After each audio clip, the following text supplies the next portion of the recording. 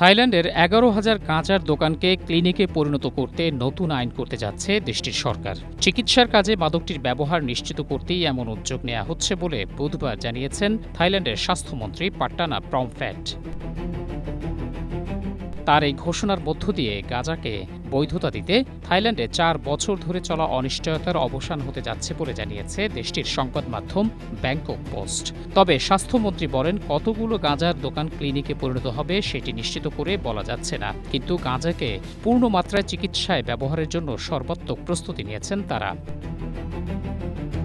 পর্যটন নির্ভর থাইল্যান্ডে বিনোদনের অংশ হিসেবে গাঁজার ব্যাপক চাহিদা। স্ট্রবেরি সুপার ডটেড ও ক্লাসিক ভ্যারিয়েন্টে সেন্সেশন জাগুক শিহরণ।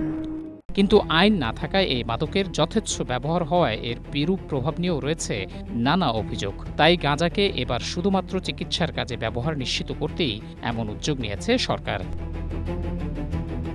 গাঁজা শিল্পের উন্নয়নে বেসরকারি কোম্পানিগুলোর সাথে কাজ করতে স্বাস্থ্য মন্ত্রণালয় আগ্রহী বলেও জানান স্বাস্থ্যমন্ত্রী।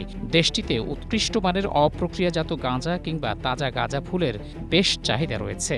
এশিয়ার প্রথম দেশ হিসেবে থাইল্যান্ডে ২০২২ সালে গাঁজার বৈধতা দেয়া হয়, কিন্তু এর ব্যবহার এবং আইন প্রণয়ন নিয়ে দীর্ঘদিন ধরে জটিলতা চলে আসছিল।